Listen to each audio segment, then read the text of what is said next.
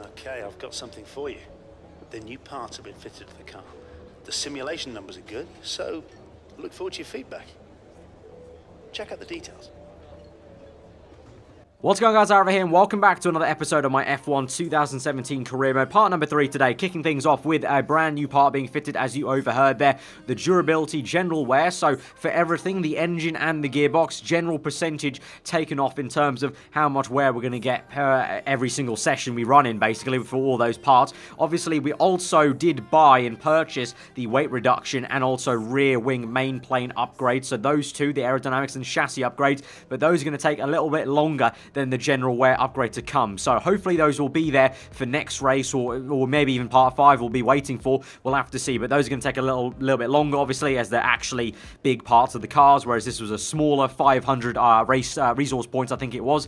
So yeah, at least we've got that sorted, and that's one thing added to our development. You can see 1 out of 23 there. But yeah, if you did miss part number 2 and 1, both of those were uploaded yesterday, so be sure to go check those out. But you can see here quite nicely, actually, this first time I'm seeing it, that when you get the part, it kind of jumps up and zooms up and highlights quite nicely there for you. And now you can see I've unlocked a lot of different other durability parts that we can now go to in the tree. But you can see there is the chassis upgrade that we still are waiting on, probably one more round, so that will come in the next one. But let's head into practice for the Bahrain Grand Prix. Welcome to the deserts of Bahrain, where the Formula One circus has rolled into town. We're expecting the cars to appear out on track shortly to start today's practice session.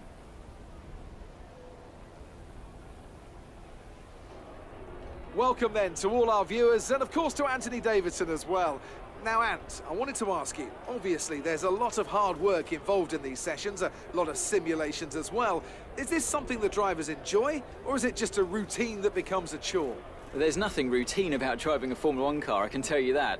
300 kilometers per hour down the straights, 4G through the corners. It's hard to ignore those forces acting on your body. It's lap after lap of hard, exhausting work. You always enjoy driving these cars. It's a real privilege. Although I must say, if you're having a day where you can't get the car to do what you want and it's generally underperforming, then it's a lot harder to stay motivated. But never a chore, no. Even if you're having a tough start to the weekend, at this point you know that if you work hard at it, there's still an opportunity to turn things around.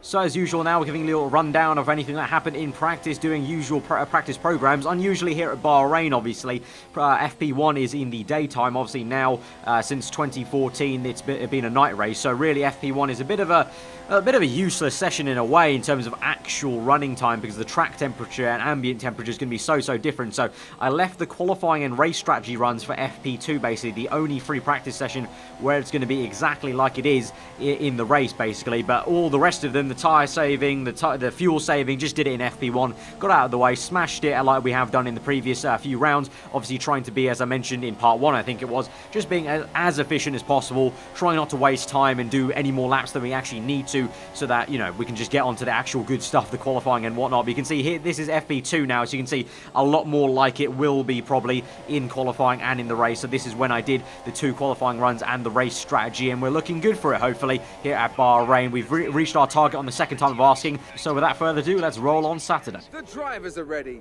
We hope you're ready, as qualifying is about to begin here in Bahrain. Looking at this field today, Ant, do you think we're going to see anyone take a chance, maybe run the harder of the available compounds and save some of the grippy tyres for the race tomorrow? Well, I'd be surprised, in all honesty. It's only the front runners that really have the pace to get away with that, and even then, at the end of the day, it's a big risk. Track position is the most important thing, and it's rarely worth sacrificing for a slightly more optimal strategy in the race, so I doubt we're going to see anyone trying it. I have been wrong before, though. We certainly do see some risky decisions every now and then, and it's a gamble that's sometimes worth taking. But if it were me in the car, I would want to be on the fastest tyre for my qualifying lap, without a doubt. I would agree, Anthony Davidson. I would agree using the fastest tyre available. So we're on the super softs then, to that effect. You can see in qualifying, actually, I was surprised that it wasn't the exact same as FP2, actually. It's a little bit earlier than FP2 is run, it looks like, because the floodlights aren't exactly fully on.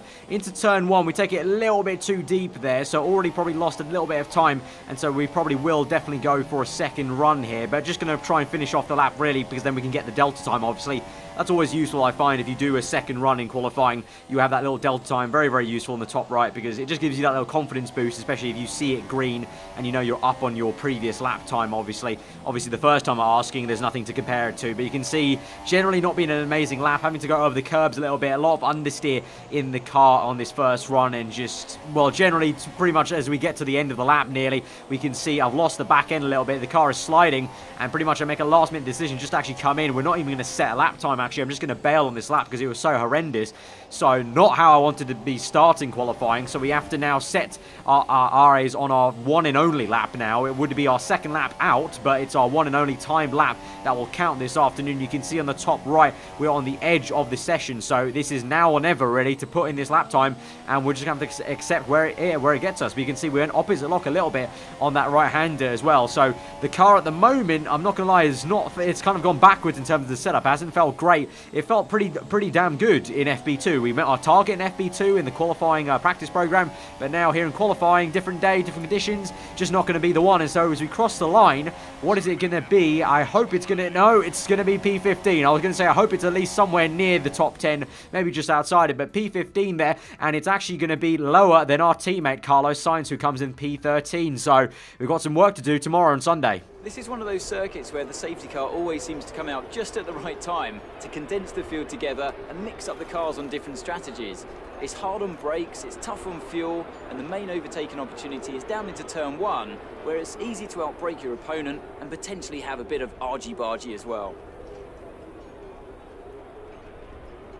Well then, after an exciting qualifying session yesterday, let's take a look at how the cars line up. Sebastian Vettel has a clear track ahead of him today. He starts in pole position, and Lewis Hamilton completes the front row. Looking down the rest of the grid, we have Raikkonen, Ricciardo, Valtteri Bottas, and Verstappen, Massa, Stroll, Perez, and Esteban Ocon, Hülkenberg, Grosjean, Carlos Sainz, and Magnussen.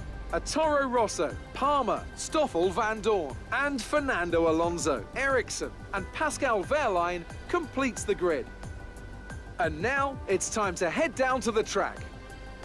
Right, so before the race, taking a look at that all-crucial race strategy, it can either be a 2 or a 3 stop today. So no, surprisingly, no 1 stop. Obviously, actually not too surprising, being the desert climate Bahrain is. But I don't really fancy using the medium tyres. I tried them once in practice. They really did not feel well. So I think we either will go with a 3 stop or a bit of a converted 2 stop with using 2 sets of soft tyres potentially and stretching those as much as we can. But either way, we're going to get into this and we'll see how it goes, I guess, mid-race as we go to 5 red lights. As the sun goes down here for the Bahrain Grand Prix. 5 red lights are out and we're underway from P15 on the grid, and it looks like it's a pretty damn good getaway there for us in 2nd and 3rd gear, really climbing up the power there and overtaking what is one of the Haas cars and our teammate Carlos Sainz as we go to turn 1, maybe try and nip it down the inside of the other Haas car of Romain Grosjean, as you got also the Renault car of Nico Hülkenberg going, so we go 3 wide momentarily there down the inside. So we I think we tapped the side pod of Grosjean, so a little bit of contact made, a little bit of paint has been chipped off as the 2 Force Indias go side by side. We're going to try and go around the outside. Grosjean almost effectively forces us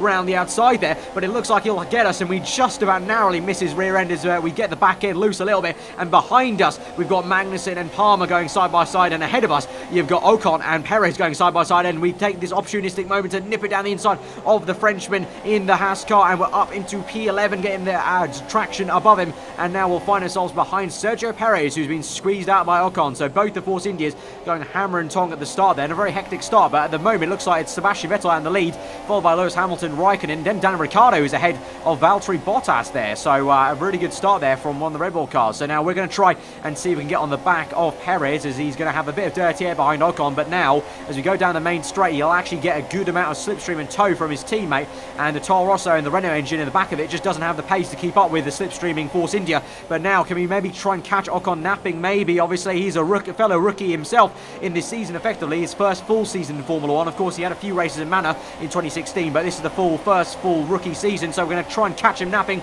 and we have done, and maybe even the Haas car might do so. As we look behind me, Grosjean may be trying to pop. We try another pop down the inside of Perez here, so being very, very greedy, trying to get 2 positions in the span of 1 straight. Not going to work out. Perez is not having any of it, so we have to settle down for P10. We make a little bit of contact there as we actually get a bit too good of a run into that right-hander, and so thankfully he didn't offset our car. We didn't get sent sideways into the S section, so we just narrowly missed that. But I think a little bit of our front wing has probably been lopped off a little bit, but nothing enough to actually warrant any kind of aerodynamic change in the car, probably just cosmetic. But we've now moved on 4 laps later, on towards the end of lap 6 as we go across the line onto lap 7. So it's taken us a fair few laps actually to recompose ourselves and now come back at Sergio Perez. But with DRS, we're up in P6 as a few front runners have made their pit stops already, but we dive it down the inside to try and get what will be P5 on the road for now, and it looks like we have done very comfortably into turn 1 through turn 2, swoop through the left-hander, and we'll keep that position. Look at the gap there to Esteban Ocon then, and the Haas car in the background of that replay camera shot, so doing a good job at the moment.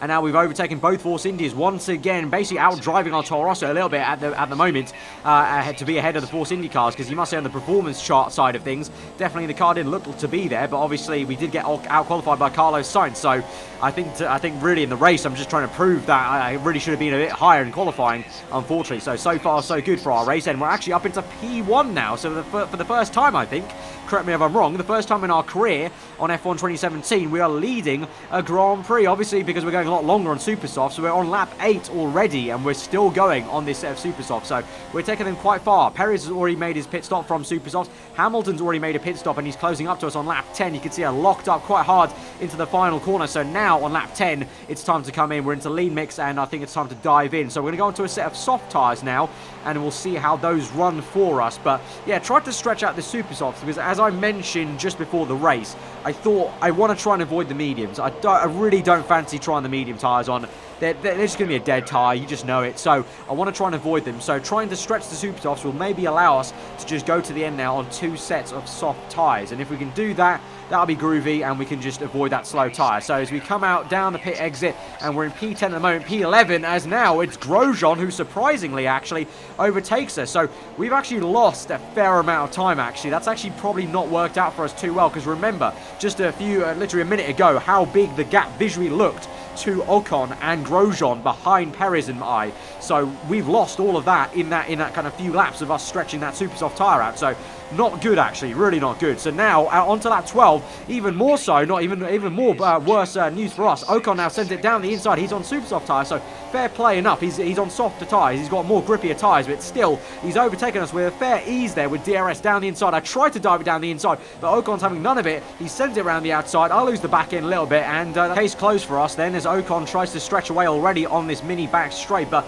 taking a look at what the tyres everyone's been using, obviously I'm on softs right now. You can see in the top left Magnussen is also on softs behind us, but the other cars, Grosjean opted for the super softs. I believe Perez did as well, and obviously the front runners opted for the super softs because they can afford to maybe even do the 3-stop this afternoon. But I get the feeling now there's a good reason why most of them have chosen super softs. I don't think the soft tyre is even that good during the race. I think really the race tyre, basically, effectively the best performing tyre over the laps on heavy race fuel on this Sunday is the super soft tyres. I mean, we've seen plenty of times, you know, you just never know what the race tyre is going to be. We've got 3 different compounds now with the new regulations for 2 years now, and you can never really fully tell until you get into that race what the race tyre is going to be on. Obviously, that's what practice is meant for, but I couldn't really tell at the time if the soft tyre was going to perform this badly. And now, as we look behind us a few laps later, we've had such poor pace that even now Kevin Magnussen is closing up to us now as we cross the line onto lap 17. He's going to go for the move down the inside. There's a car coming out the pit lane. It's a Red Bull car. We're going to dive it to the inside. It's going to be oh so close, but a very nice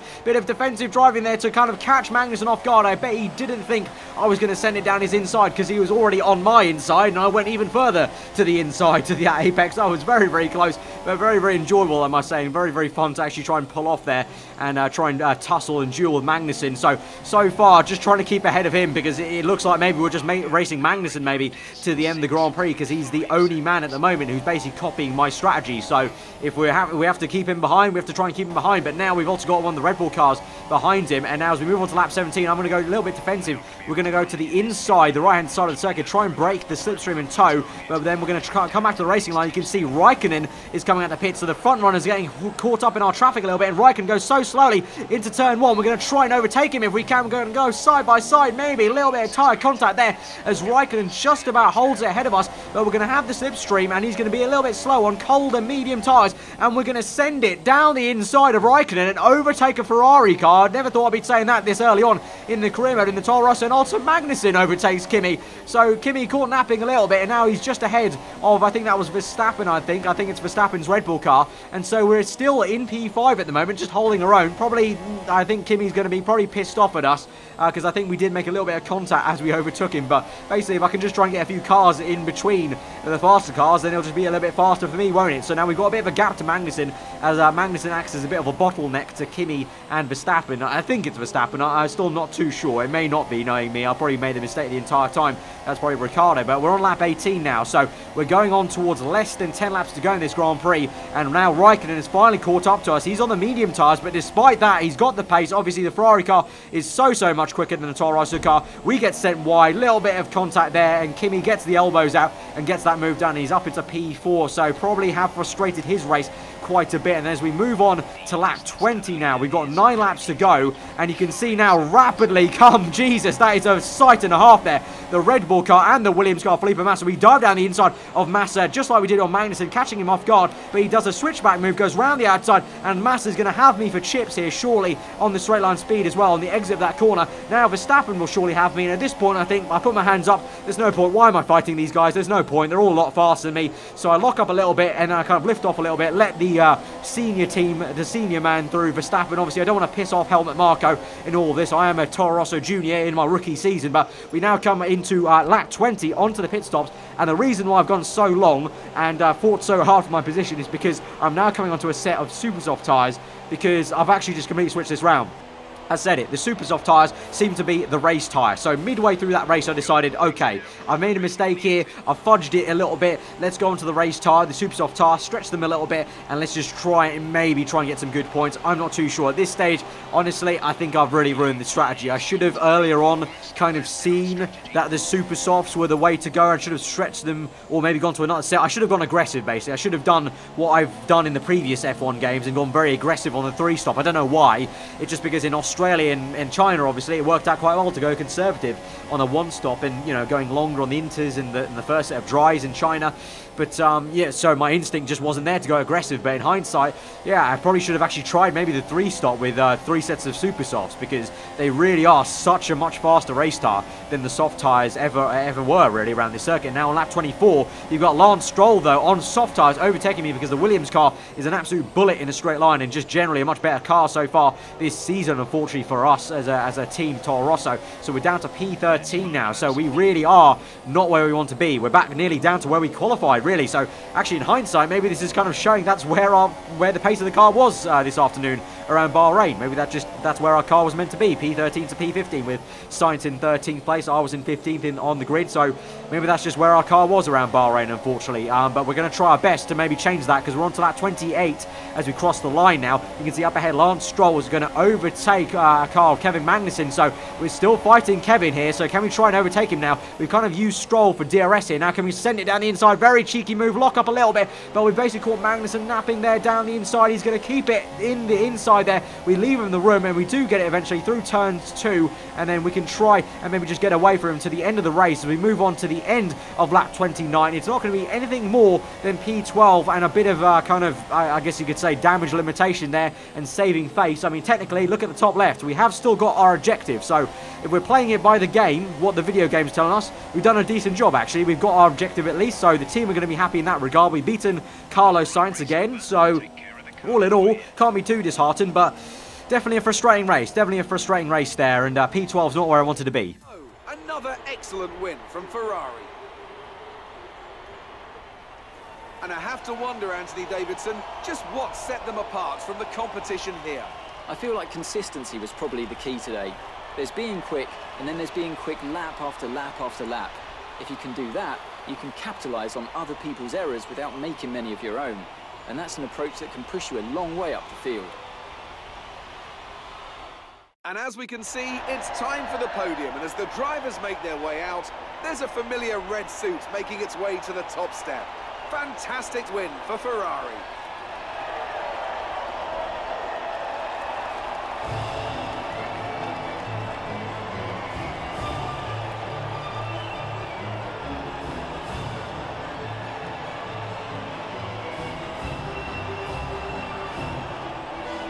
So yeah, just one of those days in the office, really. You can see most people did a 2-stop, actually, and they stretched 2 sets of super softs, just like I did, but they just tried it the other way around by going 2 sets of super softs at first, and then they went to a set of medium tyres. So in hindsight, maybe I was a bit too stubborn about the medium tyres, but you can see there on screen right now, we've got the reputation level still, plus purple.